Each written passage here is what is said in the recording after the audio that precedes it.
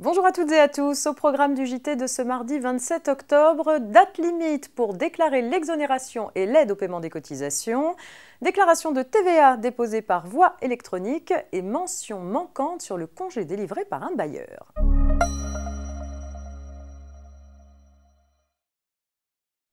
Pour soutenir les employeurs les plus touchés par l'épidémie de Covid-19, la troisième loi de finances rectificative pour 2020 du 30 juillet 2020 a mis en place une exonération de cotisations patronales et une aide au paiement des cotisations sociales.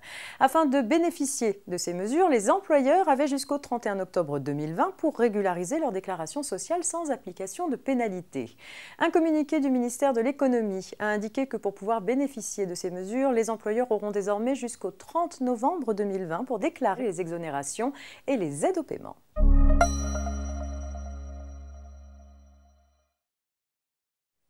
Une petite histoire de déclaration de TVA à présent. Vous le savez, les redevables de la TVA doivent souscrire leur déclaration de TVA et demande de remboursement de crédit de TVA par voie électronique. À défaut, ils s'exposent à une majoration de 0,2% des droits correspondant à la déclaration déposée selon un autre procédé, son montant minimum étant de 60 €.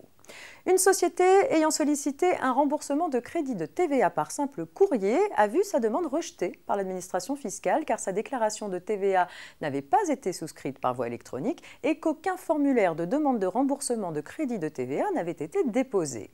Pour justifier qu'elle a bien procédé au dépôt de sa déclaration de TVA, la société produit la copie de la déclaration papier de TVA. Le rejet de sa réclamation est validé par les juges. Pour ceci, seul l'accusé de réception permet de justifier du dépôt d'une déclaration de TVA par voie électronique.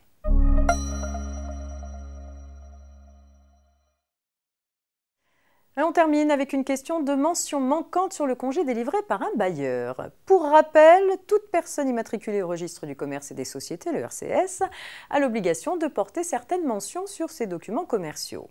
Ils doivent au minimum indiquer la dénomination sociale de l'entreprise, sa mention RCS, son numéro unique d'identification et son siège social sous peine d'une contravention pouvant aller jusqu'à 750 €.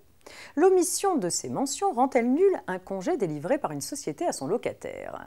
C'est ce que prétend un locataire titulaire d'un bail dérogatoire expulsé au terme d'une procédure qu'il estime irrégulière. En effet, la mise en demeure de libérer les lieux envoyée par son bailleur ne contient aucune des mentions exigées par la loi. Le locataire demande donc au juge de constater la nullité du congé ainsi délivré et l'irrégularité de l'expulsion qui a suivi. Sans succès. Même s'il constitue une infraction pénale, le non-respect des formalités imposées par la loi sur les documents commerciaux n'emporte pas nécessairement la nullité de l'acte. Au cas présent, les juges retiennent que l'absence des mentions prescrites sur la lettre de mise en demeure n'en affectait pas la validité dans la mesure où le locataire n'avait eu aucun mal à identifier son auteur. Le congé est donc valable en dépit de l'irrégularité formelle.